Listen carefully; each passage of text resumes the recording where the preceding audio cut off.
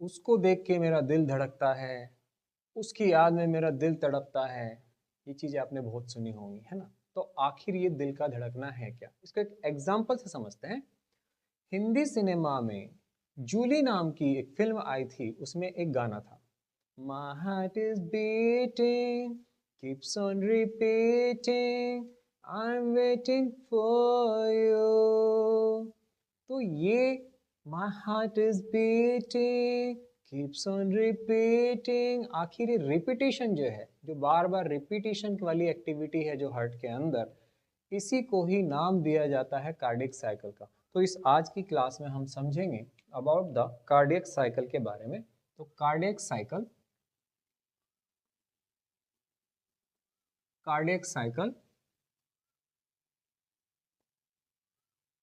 अब क्योंकि cardiac word आ रहा है इसमें, तो जाहिर सी बात है ये एक ऐसी साइकिल है जो हार्ट से रिलेटेड है। हार्ट से रिलेटेड है साइकिल, मीन्स कुछ एक एक्टिविटी है जो हार्ट में हो रही है, बार बार रिपीट हो रही है वह, एंड ये जो रिदमिक पैटर्न है जो बार बार होता है, इसी को कार्डियक साइकिल का नाम दिया जाता है। ये पैटर्न है क्या चीज? It is nothing but A set of events of contraction, set of events of contraction and relaxation and relaxation of atrium and ventricles, या जो एट्रिया है उसका एंड जो वेंट्रिकल्स है उनका, है ना? तो एट्रिया का कॉन्ट्रैक्शन, वेंट्रिकल का कॉन्ट्रैक्शन एंड फिर उनका रिलैक्सेशन, इसी जो इवेंट है इसी को नाम दिया गया है कार्डियक साइकिल। ठीक, ये अब देखिएगा ये है क्या चीज। सबसे पहले जो हम कहते हैं वो है एट्रियल सिस्टोल। मतलब जो इस कार्डिक साइकिल के दौरान जो सबसे पहले एक जो एक्टिविटी जो कंसिडर करी जाती है वो है एट्रियल सिस्टोल, यानी कि एट्रियम का कॉन्ट्रैक्शन। सिस्टोल वर्ड जहाँ पे यूज होगा वहाँ पे कॉन्ट्रैक्शन है, जहाँ पे हम डायस्टोल वर्ड यूज कर रहे हैं, डायस्टोल का मतलब होता है रिलैक्सेशन। तो एट्रियल सिस्टोल सबसे पहले आता है, एट्रियल सिस्टोल यानी कि जो एट्रियम है उसमें कॉन्ट्रैक्शन होगा। अब एट्रियल सिस्टोल के बाद में फिर आता है ventricular ventricular systole. Ventricular systole आ जाता है। वेंट्रिकुलर सिस्टोल से मतलब है वेंट्रिकल का कॉन्ट्रैक्शन, एंड वेंट्रिकुलर सिस्टोल के बाद में आ जाता है जॉइंट डायस्टोल। जॉइंट डायस्टोल, तो तीन इवेंट है, atrial systole, ventricular systole, joint diastole, and फिर दोबारा से यही सीक्वेंस रिपीट होगा। एंड ये सीक्वेंस जो रिपीट हो रहा है इसका ड्यूरेशन 0.8 सेकेंड का होता है। तब अगर आपका हार्ट रेट चल रहा है 72 का, तो कार्डिक साइकिल की जो ड्यूरेशन है यानी कि इस पूरी चीज़ को होने की जो टाइम ड्यूरेशन है वो 0.8 सेकेंड की है। अगर आपका हार्ट रेट 72 का चल रहा है तो चेंज हो सकता है, अगर आपका हार्ट रेट चेंज होगा तो ड्यूरेशन पर हम बाद में बात करेंगे अभी। तो एट्रियम कॉन्ट्रैक्ट हुआ, वेंट्रिकल कॉन्ट्रैक्ट हुआ, एंड फिर दोनों के दोनों रिलैक्स हुए, उसी को नाम दिया गया है। ये पूरा का पूरा सेट ही कार्डिक साइकिल कहा जाता है। अब देखो ड्यूरेशन कैसे निकली उसकी। हम कह रहे हैं कि हमारा जो हार्ट रेट है 72 है, यानी कि 72 बीट्स 72 बीट्स अकर इन 1 मिनट। अब 1 मिनट है तो हम 1 मिनट को 60 सेकेंड भी तो मान सकते हैं ना। तो 72 बीट्स होते हैं जो 1 मिनट में या फिर 60 सेकेंड में है। तो कोई पूछे कि भाई एक बीट की ड्यूरेशन क्या है, या फिर जो वन सेट ऑफ एक्टिविटी जो होती है उसकी ड्यूरेशन क्या है। देखो जब हम बीट की बात करते हैं तो बीट हमारा तब आता है जब, जो हमें मेनली सुनने में आता है, जब वेंट्रिकल कॉन्ट्रैक्शन करता है। तो यहाँ पे बीट से मतलब ये है कि जब भी वेंट्रिकुलर सिस्टोल होगा तो हमें एक बीट सुनाई देगा। बीट सुनाई देने का मतलब ये है कि उससे पहले एट्रियम सिस्टोल भी हुआ होगा एंड उसके बाद में फिर ये चीज़ भी हुई होगी। तो कहीं ना कहीं 72 बीट्स पर मिनट अगर हो रहे हैं तो मैं कहूँ कि the one beat occur in, या मैं ये भी कह सकता हूँ कि जो वन बीट है वो कितने ड्यूरेशन के बाद में होता है। तो one beat occur in 60 divided by 72 second, या फिर आप ये भी कह सकते हैं कि हर एक बीट जो आपको सुनाई दे रहा है उससे अगला बीट आपको कितनी ड्यूरेशन के बाद में सुनाई देगा, वो इतनी ड्यूरेशन के बाद में सुनाई देगा, मीन्स इट इज 0.8 सेकेंड। ठीक है, तो ये एग्जैक्टली बीट की ड्यूरेशन नहीं है, ये पूरी सीक्वेंस की ड्यूरेशन है जो आपको है। लेकिन जब भी वेंट्रिकुलर सिस्टोल होगा, वेंट्रिकुलर सिस्टोल होते ही आपको एक तरीके से सुनाई देगा वो, एंड फिर दोबारा इतने ही टाइम के बाद में फिर दोबारा से वेंट्रिकुलर सिस्टोल आपको सुनाई देगा वो, है ना। तो इस तरीके से हम कार्डिक साइकिल की ड्यूरेशन निकालते हैं। 0.8 सेकेंड की ड्यूरेशन है ये। अब ये ड्यूरेशन तब है जब आपका हार्ट रेट 72 का चल रहा है। अगर 72 से ज़्यादा का हार्ट रेट है या कम का हार्ट रेट, तो ड्यूरेशन चेंज होगी। तो कार्डिक साइकिल की ड्यूरेशन फिक्स नहीं होती, कार्डिक साइकिल की ड्यूरेशन चेंज होती रहती है। वो पर्सन टू पर्सन डिपेंड करता है कि आप किस सिचुएशन में हैं। जैसे ही हार्ट रेट वेरी करेगा, कार्डिक साइकिल की ड्यूरेशन कम या ज़्यादा हो जाएगी, है ना। तो इस तरीके से हमने कार्डिक साइकिल की ड्यूरेशन निकाली। अब ये जो फेजेस हैं इसको हम एक ग्राफिकल फॉर्म में रिप्रेजेंट करें तो हमें समझ में आ जाएगा कि जो सीक्वेंस है पूरा का पूरा होता कैसे है एंड इसमें क्या क्या चीज़ें इन्वॉल्व होती हैं। तो वो अब डिस्कस करेंगे इसमें। तो ये अभी ड्यूरेशन निकाली कैसे गई होगी, अब मेन क्वेश्चन ये आता है कि ड्यूरेशन आखिर कैसे निकाली गई होगी। तो अब ये जो सीक्वेंस है अब हम इसके बारे में जानेंगे। देखो, कोई भी एक साइक्लिक इवेंट है जो बार बार हो रही है,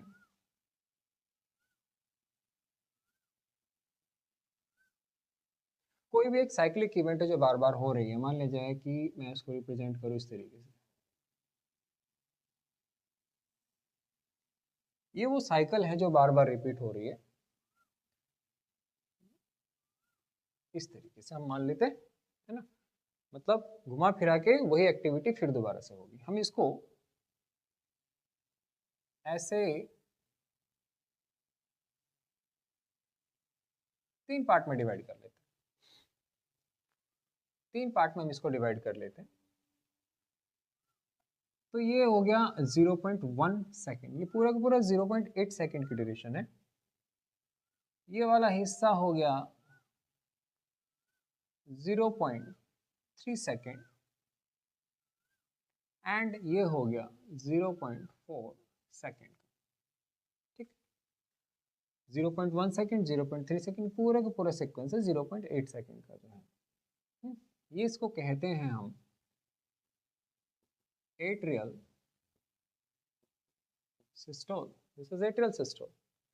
इसके बाद में ये आता है वेंट्रिकुलर सिस्टोल, यानी कि वेंट्रिकल का कॉन्ट्रैक्शन।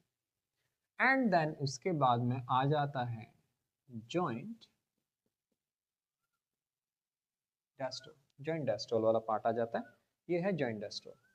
तो इस तरीके से यहाँ से ये शुरू हुआ एंड यहाँ पे आकर के फिर से खत्म, फिर से यहीं से शुरू, ये बार बार रिपीट होता चला जाएगा। एट्रियम का कॉन्ट्रैक्शन, वेंट्रिकल का कॉन्ट्रैक्शन, एंड देन दोनों का रिलैक्सेशन। अब मैं आपसे एक कोई चीज़ ये पूछता हूँ, जब एट्रियम इतने टाइम से इतने टाइम तक कॉन्ट्रैक्ट किया, तो what is the total duration of, what is the total duration of atrial diastole. Atrial diastole की टोटल ड्यूरेशन क्या है, मीन्स कितने टाइम तक जो एट्रियम है वो रिलैक्स करेगा। तो देखिएगा यहाँ पे, यहाँ पर आकर के जो एट्रियल सिस्टोल खत्म हो जाता है, तो यहाँ से लेकर के इस पॉइंट से लेकर के टिल दिस पॉइंट तक का, यहाँ तक का, ये जो ड्यूरेशन है जो मैंने रेड में बनाई है, this is the duration of atrial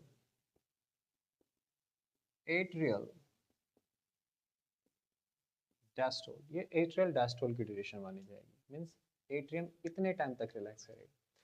अगर आपसे पूछा जाए कि what is the duration of ventricular diastole, अब वेंट्रिकल का कॉन्ट्रैक्शन यहाँ से शुरू होता है एंड यहाँ पे आके खत्म हो जाता है, तो यहाँ से लेकर के इस पॉइंट से लेकर के टिल दिस पॉइंट तक का, इस पॉइंट तक का, that is the duration of ventricular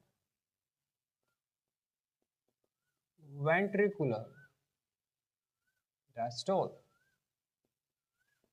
अब ये ड्यूरेशन आप आसानी से निकाल सकते हैं। देखो 0.4 सेकेंड की थी, ये 0.1 सेकेंड की थी, ठीक, तो ये 0.4 सेकेंड की थी। This is second, this is also second, this is also second, 0.4 की तो ये हो गई एंड ये 0.3 की हो गई, तो total duration of atrial diastole, total duration of atrial diastole is how much? It is 0.7 second, ये टोटल ड्यूरेशन होगी।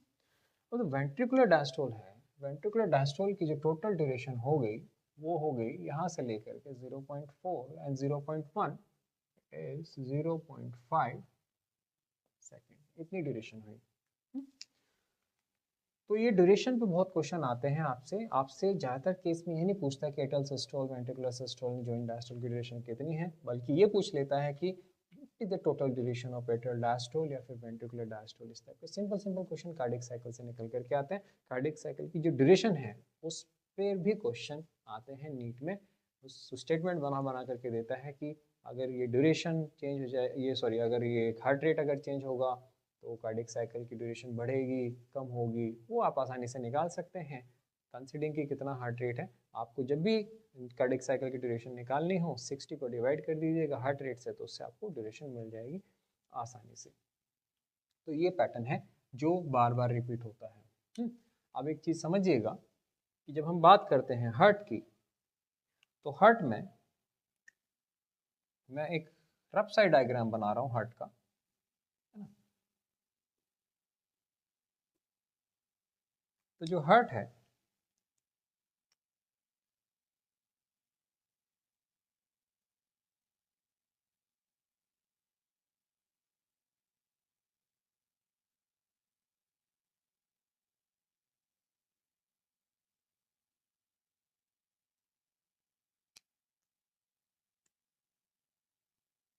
इस तरीके से, हमें यहाँ पे वॉल से मतलब है कि कौन सा वॉल जो है वो खुलेगा, कौन सा बंद होगा, इस तरीके से। तो देखिएगा ये जो ऊपर वाले हैं, ये जो दो चैम्बर है ऊपर वाले, अगर आपको हार्ट की एनाटॉमी, उसकी जो स्ट्रक्चर है वो नहीं पता है तो उसके लिए एक अलग सा वीडियो मैंने डाला हुआ है। तो this is atrium, this is ventricle. तो ये एट्रियम है एंड ये वेंट्रिकल है। अब देखिएगा ये जो एट्रियम है, ये जो एट्रियम है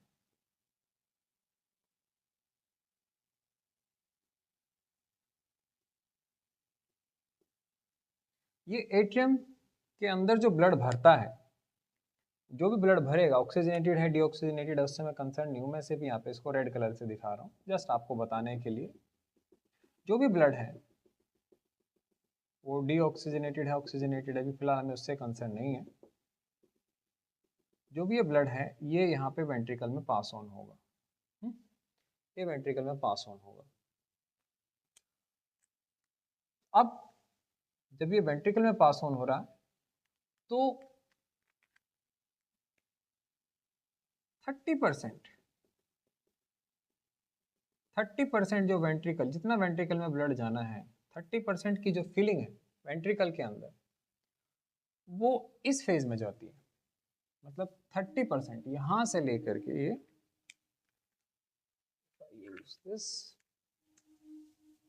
यहाँ से लेके यहाँ तक का ये है ना, ये जो मैंने ग्रीन से बनाया अभी, इसमें सिर्फ 30% ब्लड की फीलिंग होती है ना।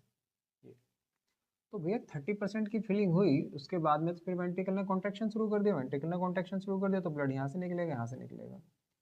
तो बाकी की फीलिंग कब हुई? फिर बाकी की फीलिंग हुई इस फेज में जॉइंट डायस्टोल के टाइम पे। तो यहाँ से लेकर के जब यहाँ तक की बात आई तो 70% जो वेंट्रिकल की फीलिंग है वो इस फेज में ही होगी, 30% की फीलिंग इस फेज में हुई। ठीक, तो इस तरीके से जो वेंट्रिकल है वो 100% फिल हो जाएगा, जो वेंट्रिकल है इस तरीके से वो 100% फिल हो जाएगा, इन दोनों फेज के बाद 100% फिल हो जाएगा।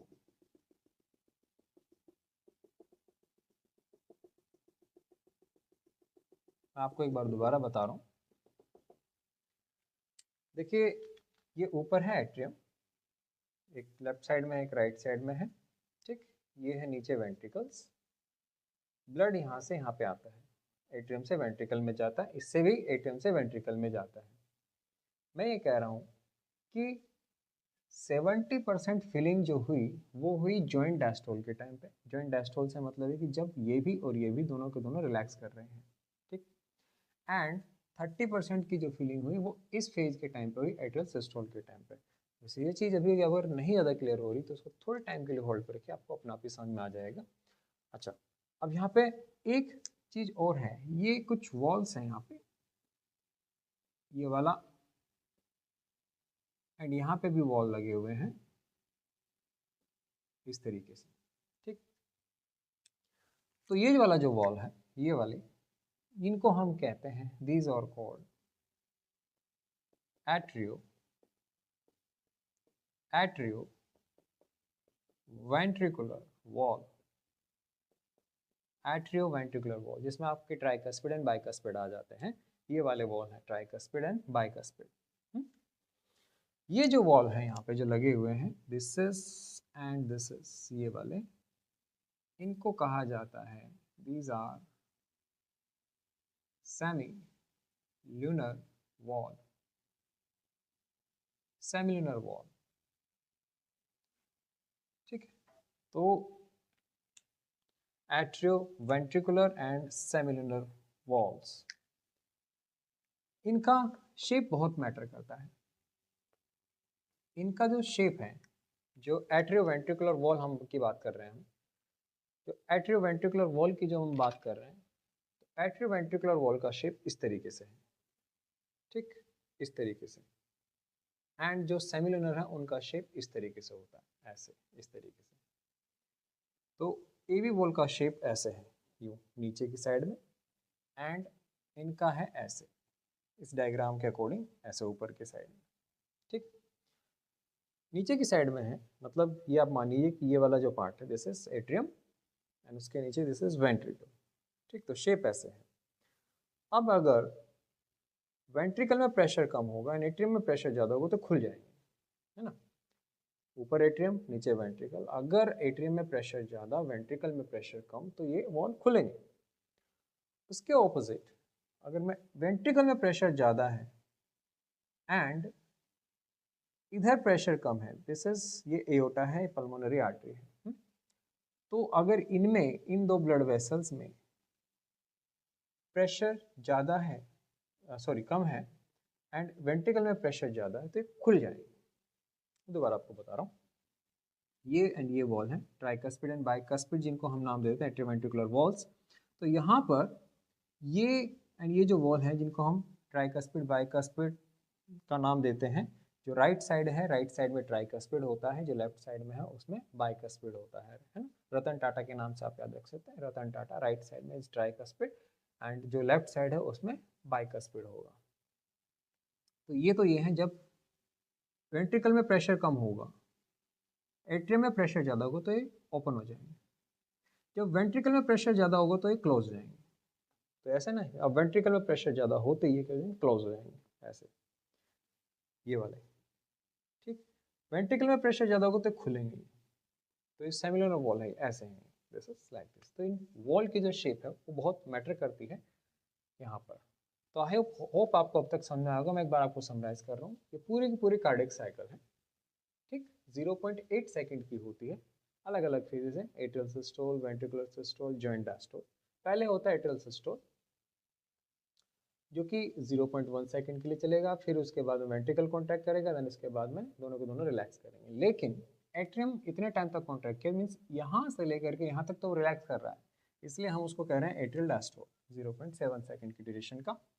अब इतने से इतने तक का जो है वेंट्रिकल कॉन्ट्रैक्ट किया, इसके बाद में तो रिलैक्स ही कर रहा है ना वो यहाँ तक का। तो ये जो ड्यूरेशन है that is the duration of ventricular diastole की ड्यूरेशन हम मान के चलेंगे उसको, ठीक। मैंने फिर आपको एक चीज़ और बताई कि जब एटीएम कॉन्ट्रैक्ट करता है या नहीं भी करता तब भी ब्लड की फीलिंग होती है वेंट्रिकल के अंदर। अब 30% फीलिंग, चलो पहले 30% नहीं, पहले 70% की जो फीलिंग है वो होगी इस टाइम पे, यानी कि जिस टाइम पे एट्रियम रिलैक्स था, सिर्फ वॉल खुले हुए थे बस, ये वाला वॉल जो है, ये एट्रोवेंट्रिकुलर वॉल जो है खुले हुए थे, उस टाइम पे 70% फिलिंग हो गई वेंट्रिकल के अंदर। जितना भी ब्लड वेंट्रिकल के अंदर जाना था, जो जनरली 120 ml जाता है, उसकी जो जो फिलिंग होनी थी वो हो गई, है ना, 70%।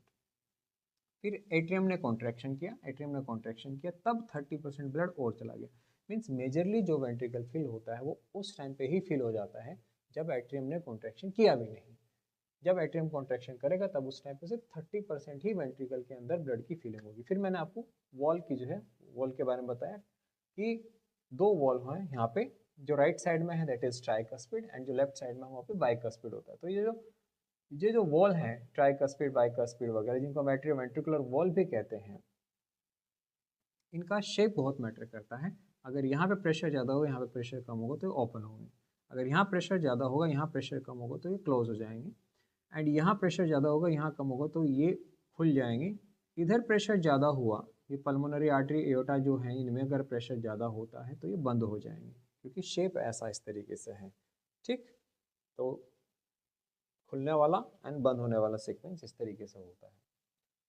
अब देखिए कौन कौन सी चीज़ें यहाँ पर होंगी।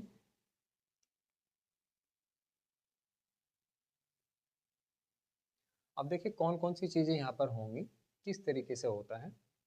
वैसे तो कार्डिक साइकिल की जो स्टार्टिंग मानी जाती है वो यहाँ से मानी जाती है एट्रियल सिस्टोल से। हम समझने के पॉइंट ऑफ व्यू से, सिर्फ समझने के पॉइंट ऑफ व्यू से हम यहाँ से शुरू कर रहे हैं, है ना। तो यहाँ से देखते हैं कि क्या चीज़ होगी पहले एंड उसके बाद में फिर क्या होता है। आसान हो जाता है यहाँ से समझना, क्योंकि अगर मैं डायरेक्टली वहाँ पे आपसे आपको बताऊँगा तो फिर उतना शायद समझ में नहीं आएगा। अब देखिएगा यहाँ पे हम लेके चल रहे हैं जॉइंट डायस्टोल से। जॉइंट डायस्टोल हम मान के चलते हैं कि यहाँ से शुरू हुआ।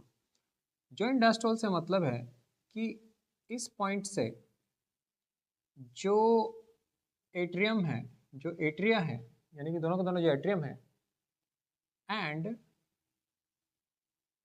वेंट्रिकल, वो क्या करेंगे, वो रिलैक्स करेंगे।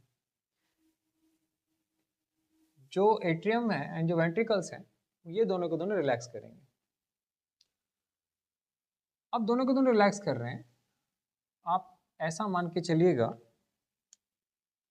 कि ये वेंट्रिकल हो गए, ये ऊपर हो गए एट्रिया। अब वेंट्रिकल भी रिलैक्स कर रहा है और एट्रिया भी रिलैक्स कर रहा है ना। जो वेंट्रिकल रिलैक्स कर रहा है तब वेंट्रिकल में प्रेशर तो कम होगा, वेंट्रिकल में प्रेशर कम होगा, एंड जो एट्रियम है उसमें ब्लड आ रहा है बॉडी से एंड इधर वाले में आ रहा है लंग से। तो जो ये वाली साइड है ये ऑक्सीजनेटेड वाली साइड है, ये डीऑक्सीजनेटेड वाली साइड है ना। तो ये वाली साइड जो है हम ये लेफ्ट मान के चलेंगे, ये वाली साइड जो है हम ये राइट मान के चलेंगे। तो जो एट्रियम है, एट्रियम में तो ब्लड आ रहा है ना, एट्रियम में ब्लड आ रहा है, ये आ रहा है बॉडी से डीऑक्सीजनेटेड ब्लड, एंड इधर की साइड में जो ब्लड आ रहा है ये आ रहा है ऑक्सीजनेटेड ब्लड, जो कि लंग से आया है, पल्मोनरी वेन लेकर के आएगी, जो इधर ये जो वेना कव है वो लेकर के आएंगे।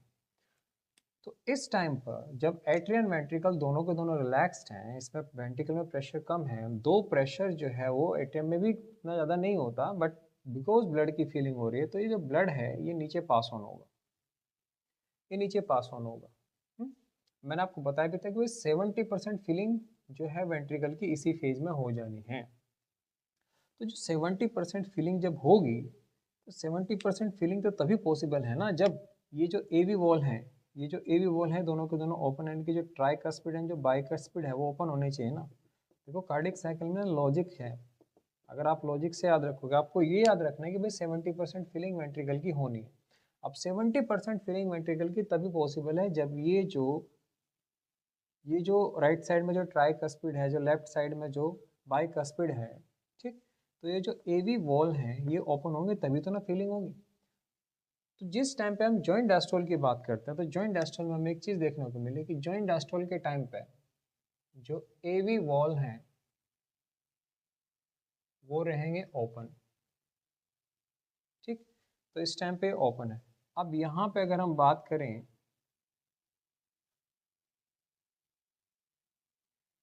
इन वाले वॉल्स की, यानी कि जो सेमिलुनर वॉल्स हैं, अब ये मुझे बताइए जो सेमिलुनर वॉल्स हैं ये तो ठीक है भाई, ये तो हमें समझ में आ गया कि ये वाले जो हैं ये वाले खुले हुए हैं, लेकिन जो सेमिलुनर है जो एओर्टा में ब्लड भेजेंगे, जो पल्मोनरी आर्टरी में ब्लड भेजेंगे, ये ओपन होने चाहिए या क्लोज होने चाहिए इस टाइम पे?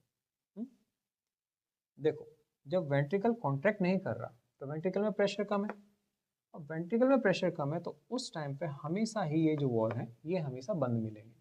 ये तभी खुलते हैं जब वेंट्रिकल में प्रेशर बढ़ता है, ठीक, अदरवाइज तो ये बंद हो जाते हैं। तो ये फिलहाल के लिए बंद पड़े हुए हैं। तो इस तरीके का सीन है कि जो सेमिलुनर वॉल है वो तो है बंद, एंड बाकी के वॉल जो है एवी वॉल वो खुले हुए हैं। तो इस फेज में एवी वॉल ओपन है एंड जो सेमिलुनर है, जो सेमिलुनर है वो है क्लोज। तो दो चीज़ हमने बताई। तो जॉइंट डायस्टोल, जॉइंट डायस्टोल पहला फेज नहीं है, जॉइंट डायस्टोल पहला फेज तो एट्रियल सिस्टोल नहीं माना जाता, बट हम समझने के पॉइंट ऑफ व्यू से जॉइंट डायस्टोल से लेकर के चले हैं। जॉइंट डायस्टोल में मैंने आपको बताया एवी वॉल, ये जो है दीज आर ओपन, एंड जो सेमिलुनर है, जो सेमिलुनर है दैट वुड रिमेन क्लोज्ड, ठीक है। ये हो गया जॉइंट डायस्टोल के टाइम पे। जॉइंट डायस्टोल के टाइम पे 70% की फीलिंग हुई, 70% फीलिंग ऑफ वेंट्रिकल आकर, है ना, 70% फीलिंग होती है वेंट्रिकल्स की इस टाइम पर। इस टाइम पर क्योंकि एट्रियम कॉन्ट्रैक्ट नहीं कर रहा, अभी तो रिलैक्सेशन में है ना वो, अभी तो रिलैक्सेशन, तो एट्रियम जब कॉन्ट्रैक्ट कर ही नहीं रहा है तो ब्लड तो स्पॉन्टेनियसली फ्लो कर रहा है, तो ब्लड पैसिवली फ्लो कर रहा है, ब्लड पैसिवली flowing या entering into ventricles from atria, from atria, atria से जो ब्लड है, एट्रिया से जो ब्लड है वो वेंट्रिकल में पैसिवली जा रहा है।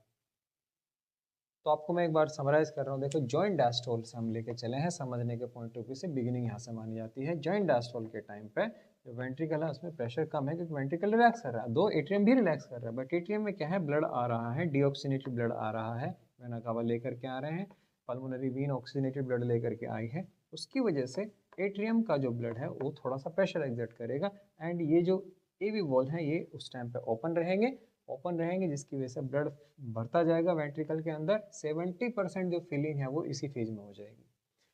तो एवी तो ओपन है, सेमिलुनर क्लोज है, 70% फीलिंग होगी, ब्लड पैसिवली जा रहा है इसके नीचे, ये सारा का सारी चीज हो जाती है।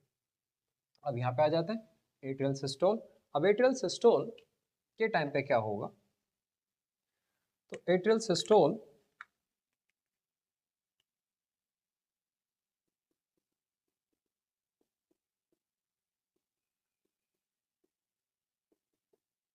क्योंकि पहला फेज माना जाता है कार्डिक साइकिल का।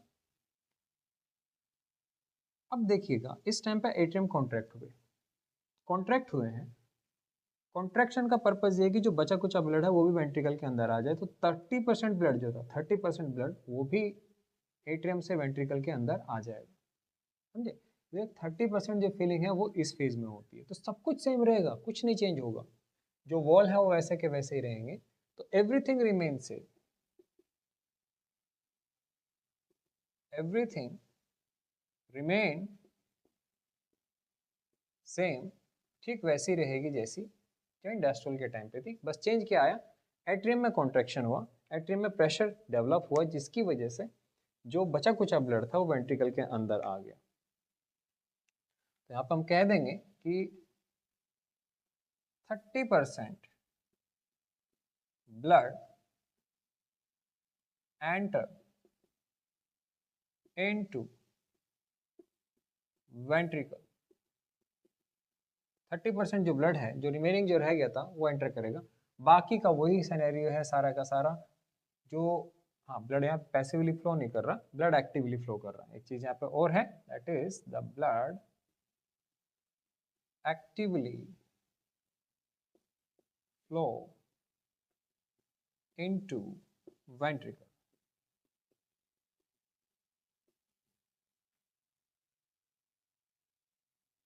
तो एट्रियल सिस्टोल है, everything remain same, 30% blood enter करेगा इनटू वेंट्रिकल एंड ये एक्टिवली फ्लो कर रहा है।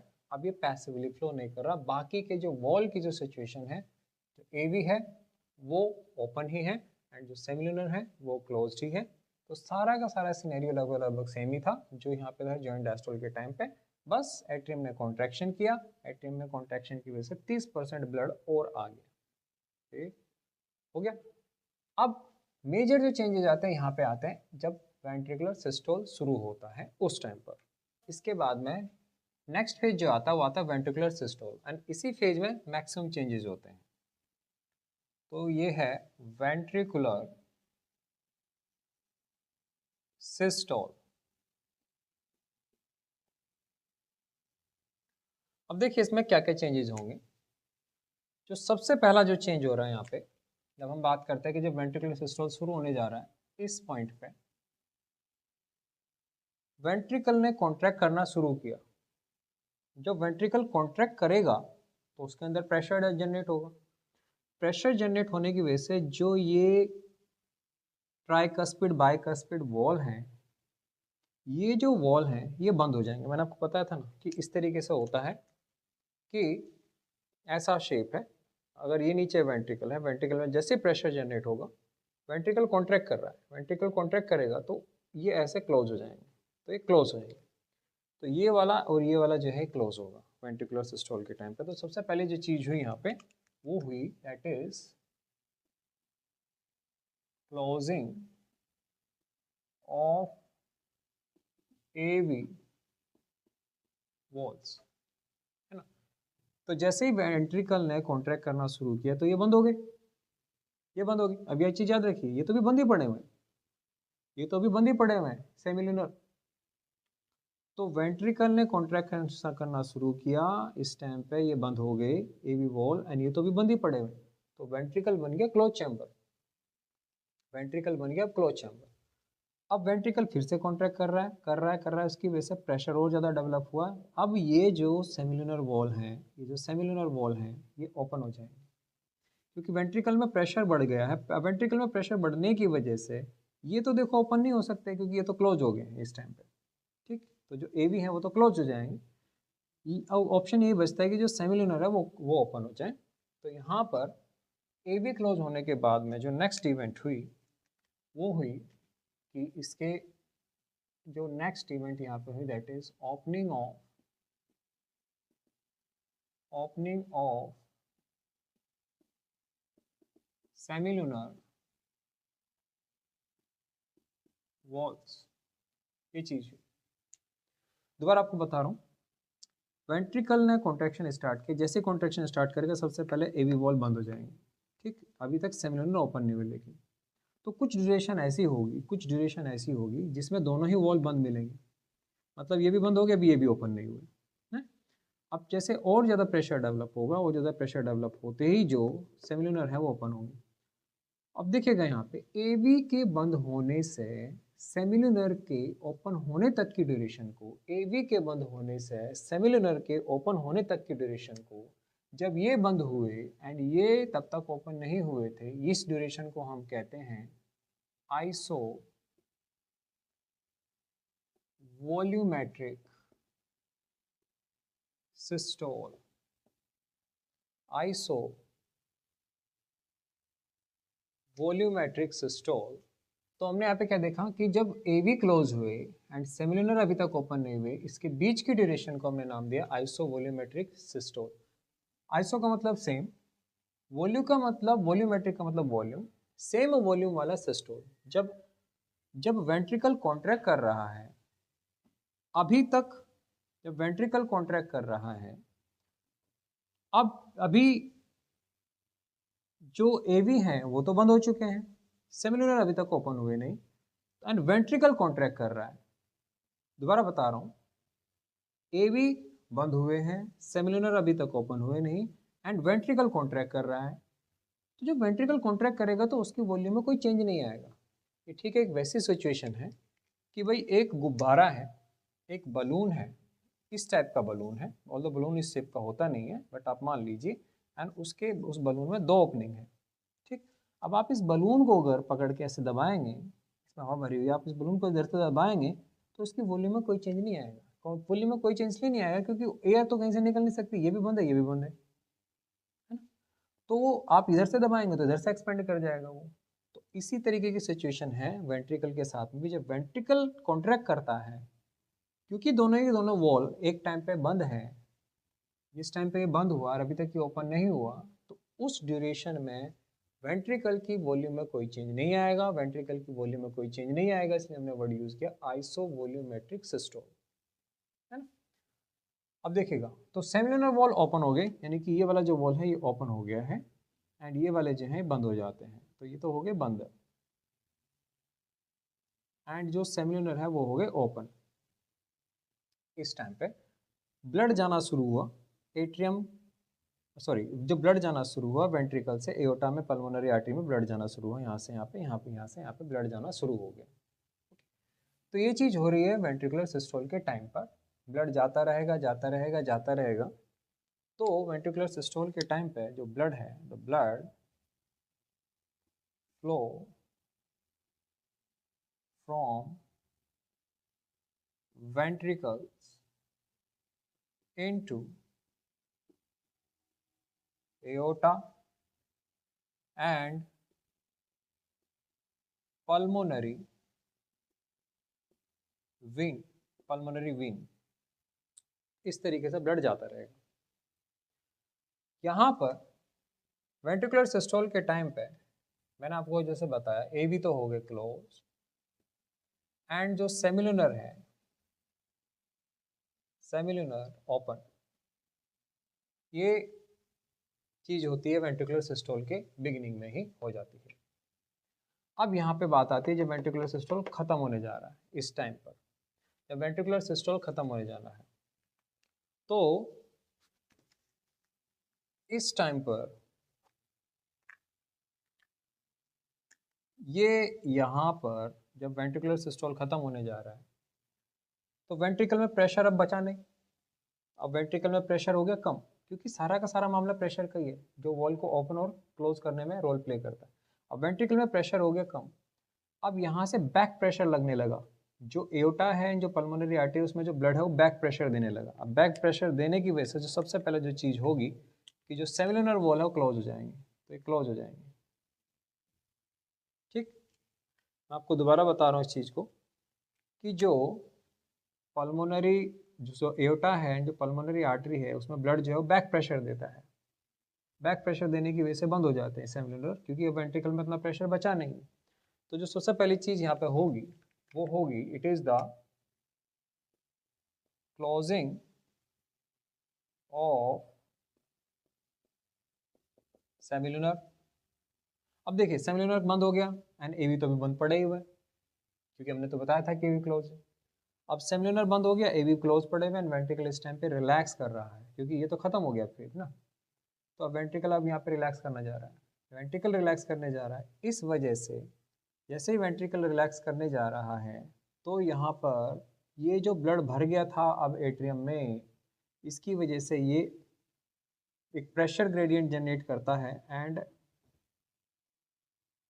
एवी हैं वो ओपन हो जाएंगे।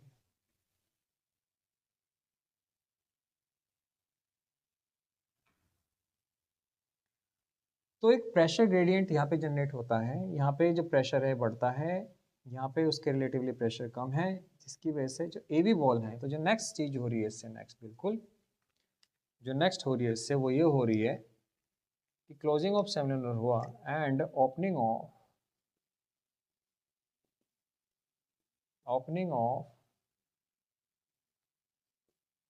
एवी, ओपनिंग ऑफ एवी वॉल्स। समझे? यहाँ पे मैं आपको दोबारा बता रहा हूँ, वेंट्रिकल रिलैक्स करने जा रहा है। अब जैसे रिलैक्स करने जाएगा तो प्रेशर कम होगा वेंट्रिकल में। वेंट्रिकल में प्रेशर कम होते ही सबसे पहला जो काम होगा, सेमिलुनर बंद हो जाएंगे, तो क्लोजिंग हो गया सेमिलुनर। अब सेमिलुनर बंद है और अभी तक एवी ओपन नहीं हुए, क्योंकि एवी भी बंद पड़े हैं उस टाइम पे। तो इनके बीच की जो ड्यूरेशन है, closing of semilunar and opening of AV valve, duration between these two, the duration between these two is known as, it is called isovolumetric diastole, isovolumetric diastole। समझ में आया? सेमिलुनर बंद हुए, सेमिलुनर बंद हो गए एंड अभी तक एवी ओपन नहीं हुए, इनके बीच की जो ड्यूरेशन है यहाँ पर, क्योंकि वेंट्रिकल तो रिलैक्स कर रहा है, इसलिए इनके बीच की ड्यूरेशन को नाम दिया गया आइसोवोल्यूमेट्रिक डायस्टोल। आइसो का मतलब सेम, वॉल्यूम वाला डायस्टोल, क्योंकि जब दोनों ही बंद पड़े हैं वॉल एंड जो वेंट्रिकल है वो रिलैक्स कर रहा है, तो वेंट रिलैक्स है तो डायस्टोल वर्ड यूज हुआ, एंड आइसो इसलिए वर्ड यूज हुआ क्योंकि वॉल्यूम में तो कोई चेंज आएगा नहीं।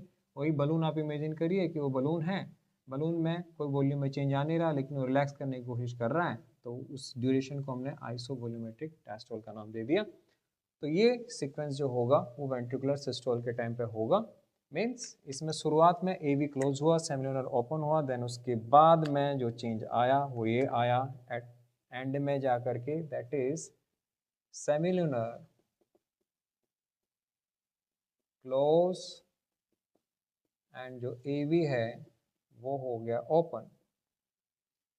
एंड यही से तुमने शुरू किया था, यहीं से हमने शुरू किया था। देखो हमने वही तो लिखा हुआ है, एवी ओपन सेमिलुनर क्लोज्ड। इस फेज में 70% फिलिंग हो जाएगी वेंट्रिकल की, इस टाइम पे फिर जाकर के 30% फिलिंग हो जाएगी, फिर ये सीक्वेंस होगा इस तरीके से। तो मैं आपको एक बार समराइज कर देता हूँ कि फिलहाल जो है, अगर हम इस फेज से लेकर के चले, एवी ओपन है, सेमिलुनर क्लोज पड़े हुए हैं, जहाँ से हमने शुरू किया, जो ब्लड है वो स्पॉन्टेनियसली जाता रहेगा वेंट्रिकल के अंदर, 70% फिलिंग हो जाएगी, उसके बाद एट्रिया कॉन्ट्रैक्ट करेगा, वॉल में कोई चेंज नहीं आएगा, ब्लड फ्लो करेगा।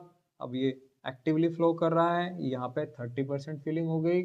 अब जब वेंट्रिकल की बारी आई कॉन्ट्रैक्शन की, तो वेंट्रिकल ने कॉन्ट्रैक्शन करना शुरू किया। सबसे पहले एवी बंद हुए, एवी बंद होने के बाद में देन सेमिलुनर जो बंद पड़े हुए थे वो ओपन हो गए। इनके बीच की ड्यूरेशन को आइसोवोल्यूमेट्रिक सिस्टोल कहा गया, क्योंकि बंद चैम्बर था लेकिन कॉन्ट्रैक्ट करने की कोशिश कर रहा था। देन जब ये ख़त्म होने को आया ये फेज, यानी कि वेंट्रिकल में प्रेशर बचा नहीं, उसमें ब्लड कोई खास बचा नहीं, अब ये जो है इसमें सबसे पहले जो चेंज आएगा that is closing of semilunar and opening of AV, and इनके बीच की ड्यूरेशन इज आइसोवोल्यूमेट्रिक डायस्टोल हम कहते हैं। तो आई होप आपको ये क्लियर हो गया होगा। अब मैं यहाँ पे आपको एक चीज़ बताता हूँ कि what is and diastole volume and systole volume. And diastolic and systolic volume बहुत बार क्वेश्चन आता है इस पे, and diastolic and systolic volume, and उसी से रिलेटेड फिर हम स्ट्रोक वॉल्यूम के बारे में भी जानेंगे कि क्या होगा। अब तुम एक चीज़ देखो, हमने ये बताया कि जो वेंट्रिकल के अंदर जो ब्लड आया है ना, वेंट्रिकल के अंदर जो ब्लड आया वो आता है ऑन एन एवरेज 120 ml। जो हम कह रहे हैं कि 70% इसमें आया, 30% इसमें आया, मतलब ये 120 ml का 70% इस फेज में आ जाता है, 30% इसमें आ जाता है। तो जब एट्रियम ये हो चुका है, ये भी हो चुका है, ये भी हो चुका है, उन दोनों फेजेस के परिणाम के बाद में ये होता है कि जो वेंट्रिकल है उसमें जो ब्लड की जो वॉल्यूम है वो आई 120 ml आई, है ना। तो ये कहा जाएगा and diastolic volume. Means diastolic phase खत्म होने के बाद, डायस्टोलिक फेज खत्म होने के बाद, जब ये डायस्टोल वाला जो फेज है खत्म होने के बाद,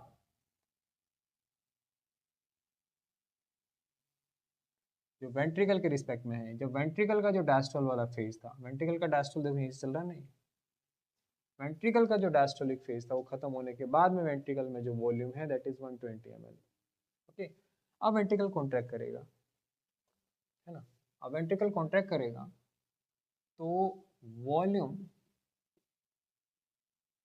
इजेक्टेड, वॉल्यूम है जो वो इजेक्ट करेगा, वो लगभग लगभग रहती है 70 ml। हर एक वेंट्रिकल से जो अमाउंट ऑफ ब्लड जो पंप होगा, ठीक, वो रहेगा 70 ml। ओके, तो ये जो वॉल्यूम इजेक्टेड है इसको नाम दिया जाता है स्ट्रोक वॉल्यूम, यानी कि ये वो अमाउंट ऑफ ब्लड है जो हर एक वेंट्रिकल से निकलता है, from each ventricle in one contraction या फिर ड्यूरिंग वेंट्रिकुलर सिस्टोल। जब भी वेंट्रिकुलर सिस्टोल होगा 70 ml। अब यहाँ पे आप एक चीज़ समझिएगा, 70 ml निकल गया ना, 70 ml जिसको हमने स्ट्रोक वॉल्यूम का नाम दे दिया, लेकिन आया तो 120 ml था तो 120 ml, तो कुछ वॉल्यूम तभी भी रह जाएगी। तो the remaining blood, so the remaining blood कितना रह गया 120 माइनस 70, इट इज 50 ml, है ना।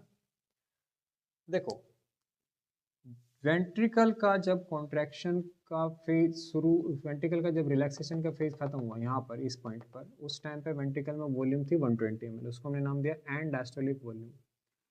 जब वेंट्रिकल ने कॉन्ट्रैक्ट किया तो उसने ब्लड को इजेक्ट किया 70 ml, है ना, यानी कि इस फेज में जो ब्लड इजेक्ट हो 70 ml, यहाँ से जो ब्लड गया, यहाँ से जो ब्लड गया, वो हो गया 70 ml। इसको हमने नाम दे दिया स्ट्रोक वॉल्यूम। तो stroke volume is nothing but the amount of blood pumped by each ventricle in one cardiac cycle, in one cardiac cycle के टाइम पे।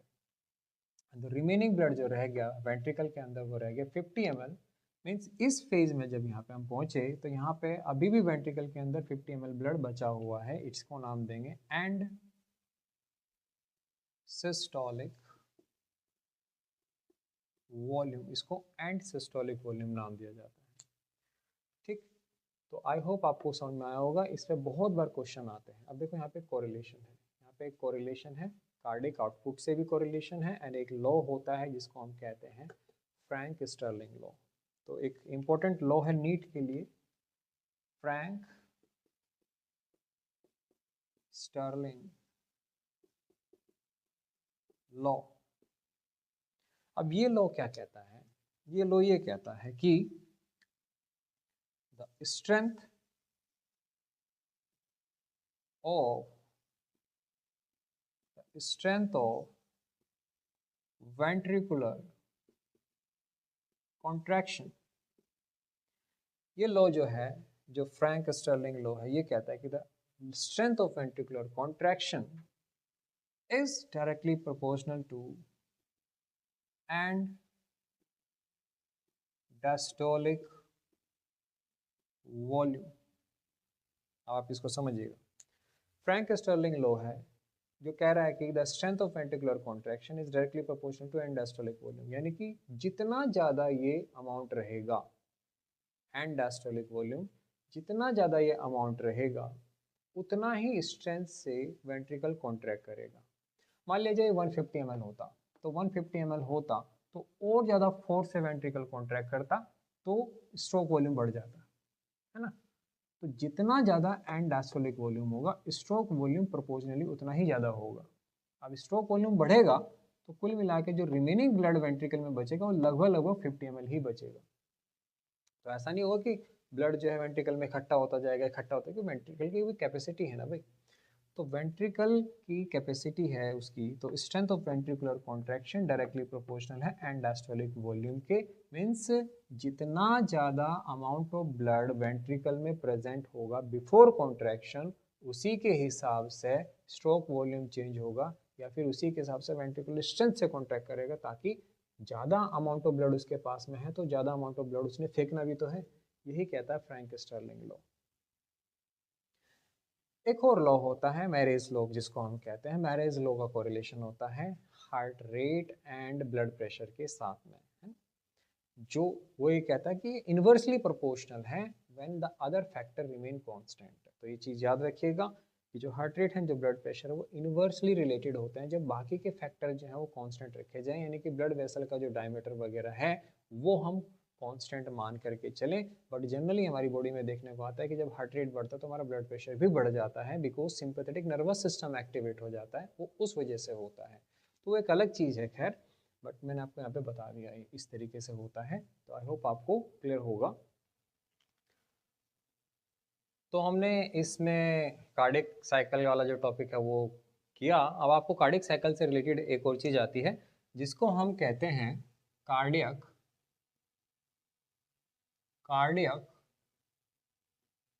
आउटपुट। कार्डियक आउटपुट, अब देखो कार्डियक आउटपुट क्या होता है। कार्डियक आउटपुट का simply मतलब है कि the amount of blood pumped by each ventricle in 1 minute duration. तो ये हमने क्या बताया, it is the amount of blood pumped by each ventricle per minute। Amount of blood pumped by each ventricle पर minute, ये हो गया cardiac output. अब देखो उसको कैसे निकालेंगे। कार्डियक आउटपुट निकालने का एक फॉर्मूला होता है जिसको हम कहते हैं कि हमारा हार्ट रेट को हम मल्टीप्लाई कर देंगे बाय स्ट्रोक वॉल्यूम से। हम हार्ट रेट को मल्टीप्लाई कर देंगे स्ट्रोक वॉल्यूम से, तो हार्ट रेट जो है हमारा उसको हम स्ट्रोक वॉल्यूम से मल्टीप्लाई कर देते हैं। अब यहाँ पे हार्ट रेट नॉर्मली 72 का होता है, लेकिन वेरी कर सकता है वो, तो मैं यहाँ पे 72 ले रहा हूँ। एंड अभी अभी आपको बताया गया था कि स्ट्रोक वॉल्यूम नॉर्मली कितना होता है, दैट इज 70 ml। तो उस हिसाब से अगर हम ये कैलकुलेट करते हैं, हम ये अगर इसका कैलकुलेशन करेंगे तो जो वैल्यू आएगी वो आएगी 5040 ml, इतने के अप्रोक्स वैल्यू इसकी आएगी, यानी कि considerably it is equivalent to 5 litre, 5 litre. तो इस फॉर्मूले में बहुत बार क्वेश्चन आते हैं, आपको कोई एक चीज़ दे देगा वो, एंड उसमें से आपको कोई 2 चीज़ दे देगा, बाकी की चीज़ें आपसे पूछ लेगा वो। जैसे अगर हम कहें कि एक क्वेश्चन अगर हम ले लें,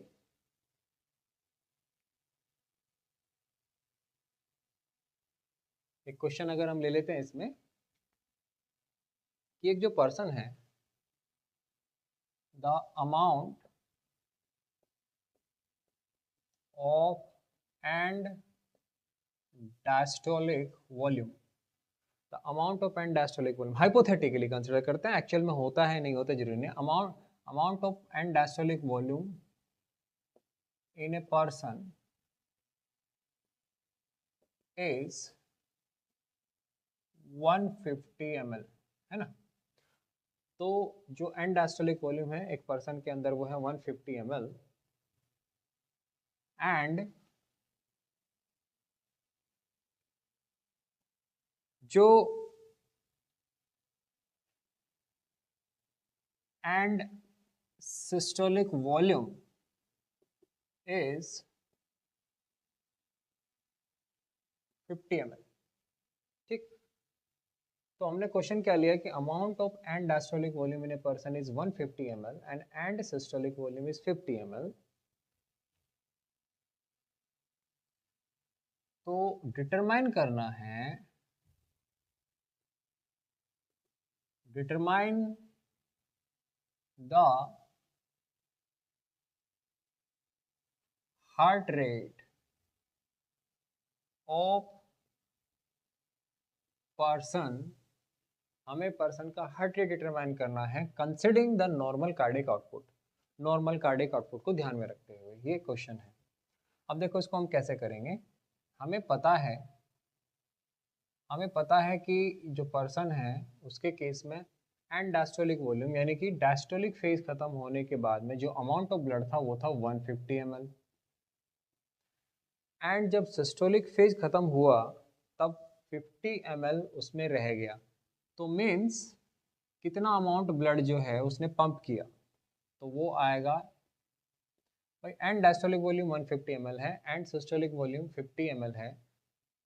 डायस्टोलिक फेज जब खत्म हुआ तब 150 ml का वॉल्यूम था, जब सिस्टोलिक फेज खत्म हो गया 50 ml रह गया। तो जाहिर सी बात है कितना अमाउंट ऑफ ब्लड बाहर निकला वेंट्रिकल से, तो जो अमाउंट ऑफ ब्लड है जो वेंट्रिकल से बाहर निकला वो है 100 ml। तो यही तो स्ट्रोक वॉल्यूम है उस पर्सन की। ये हाइपोथेटिकल केस है। तो this is the stroke volume, ये स्ट्रोक वॉल्यूम हो जाती है उस पर्सन की। तो हमें ये मिल गया 100 ml। अब हमें पता है कार्डिक आउटपुट का जो फॉर्मूला है, cardiac output is HR multiply by stroke volume. तो कार्डिक आउटपुट हमारा जो है वो है 5040। HR जो है वो हमें तो डिटरमाइन करना है, एंड जो ये वाला है ये है 100 ml। तो आप अगर इससे डिवाइड करोगे,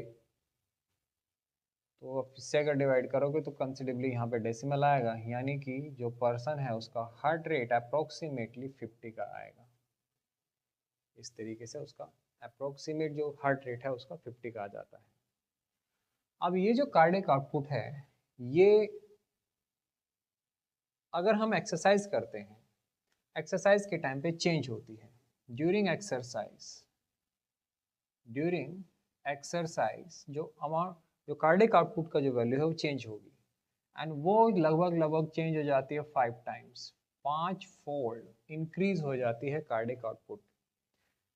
इन पे भी क्वेश्चन आए हुए हैं कि एथलीट में कितना इंक्रीज होता है, नॉर्मल पर्सन में कितना इंक्रीज होता है। ये एक्सरसाइज का टाइम पे है, 5 टाइम इंक्रीज हो जाएगी। यानी कि जो 5 लीटर ब्लड पंप हो रहा था हार्ट के द्वारा, अब बॉडी को सप्लाई करने के लिए अब वही 5 टाइम हो जाएगा, वही 25 हो जाएगा। एथलीट्स में जो स्पोर्ट पर्सन जो होते हैं, जो स्पोर्ट पर्सन होते हैं, जो एथलीट्स वगैरह होते हैं, उनमें 6 to 7 टाइम तक जा सकता है। उनका स्ट्रोक वॉल्यूम भी ज़्यादा होता है। एक चीज़ याद रखिएगा, एथलीट्स पे बहुत बार क्वेश्चन आते हैं, एथलीट्स का रेस्टिंग हार्ट रेट जो होता है वो नॉर्मल इंसान से कम होता है। उनका हार्ट के जो मसल्स होते हैं वो ज़्यादा स्ट्रॉन्ग होते हैं, उनका स्ट्रोक वॉल्यूम हमसे ज़्यादा होता है। ठीक है, तो उनका हार्ट रेट कम होता है, उनका स्ट्रोक वॉल्यूम जो है वो ज़्यादा होता है। उनके केस में जो स्ट्रेंथ है जो वेंट्रिकुलर कॉन्ट्रैक्शन की वो ज़्यादा होती है। ठीक, तो हार्ट रेट क्योंकि कम है तो कंपनसेट करने के लिए, कार्डिक आउटपुट को कांस्टेंट रखने के लिए या फिर कार्डिक आउटपुट को मेंटेन रखने के लिए स्ट्रोक वॉल्यूम तो ज़्यादा रखना पड़ेगा फिर, है। तो इस तरीके से हम ये कह सकते हैं कि जो कार्डिक आउटपुट है वो ऐसे निकाला जाता है। मैं एक बार आपको फिर से समराइज कर रहा हूँ। Amount of blood pumped by each ventricle पर minute is the cardiac output, and cardiac output is multiplication of heart rate multiply by stroke volume. तो हम स्ट्रोक वॉल्यूम से मतलब कि कितना ब्लड पंप किया वेंट्रिकल ने एक बारी में पूरे मिनट में नहीं, एक बारी में, दैट इज स्ट्रोक वॉल्यूम। वो भी 70 ml होता है नॉर्मली, एंड जो हार्ट रेट है वो नॉर्मली 72 है। तो अगर हम इनको मल्टीप्लाई करेंगे तो 5040 ml में आएगा, लीटर में कन्वर्ट करेंगे तो 5 लीटर आएगा। अब क्वेश्चन हमने लिया कि भाई एंड डायस्टोलिक वॉल्यूम दिया हुआ, एंड सिस्टोलिक वॉल्यूम दिया है, तो सीधे सीधे से पहले तो आपको निकालना पड़ेगा स्ट्रोक वॉल्यूम कितना है। इसमें से माइनस कर दोगे तो स्ट्रोक वॉल्यूम आ जाएगा, इस फॉर्मूले में डालेंगे आप तो आपको हार्ट रेट मिल जाएगा उस पर्सन का। एक्सरसाइज जब करता है कोई नॉर्मल इंसान तो उसका cardiac output near about 5 time बढ़ जाता है, वहीं एथलीट में 6 to 7 टाइम तक बढ़ सकता है। उनका स्ट्रोक वॉल्यूम भी ज़्यादा होता है बट उनका रेस्टिंग हार्ट रेट हमसे कम होता है, ये चीज़ याद रखिएगा। तो भैया एक्सरसाइज बहुत इंपॉर्टेंट रोल प्ले करता है हमारे शरीर के अंदर, हमारे हार्ट को स्ट्रॉन्ग बनाता है, इसलिए हमें एक्सरसाइज रेगुलर बेसिस पे करनी चाहिए। अगर आप भी एक्सरसाइज नहीं करते हैं तो वो इंट्रोड्यूस करिए। अगर आप एक डॉक्टर बनना चाहते हैं तो ये याद रखिएगा कि अगर आप खुद अनहेल्दी हैं तो आप कहीं ना कहीं वो पॉजिटिविटी नहीं लेके आ पाओगे कि आप एक पेशेंट को हेल्दी बना पाओगे। ओके, तो एक डॉक्टर को पहले अपने आप को हेल्दी बनाना होता है, उसके बाद में वो पेशेंट को हेल्दी बनाने में ज़्यादा कामयाब हो सकता है। ठीक है, तो जैसे एक टीचर के लिए ज़रूरी है कि पहले उसको खुद नॉलेजेबल होना पड़ता है ताकि वो फिर अपने स्टूडेंट को नॉलेजेबल बना सके, वैसे एक डॉक्टर के ऊपर भी चीज़ एप्लीकेबल है। So do exercise regularly so that your heart muscle become stronger and you will have a longer lifespan. The longevity also enhanced because of exercise. The exercise play very important role. There is no other substitute to exercise. Exercise is mandatory. You have to do exercise. You cannot substitute it with some food or any other thing. So it cannot happen if you are eating good food and you don't exercise. No. If you are eating good food, that is well and good, but you have to do exercise. There is no shortcut. There is no other alternative to that. So I hope आपको ये वाला जो video है पसंद आया होगा. Share कर लो अपने दोस्त फ्रेंड्स के साथ में अगर पसंद आया हो तो.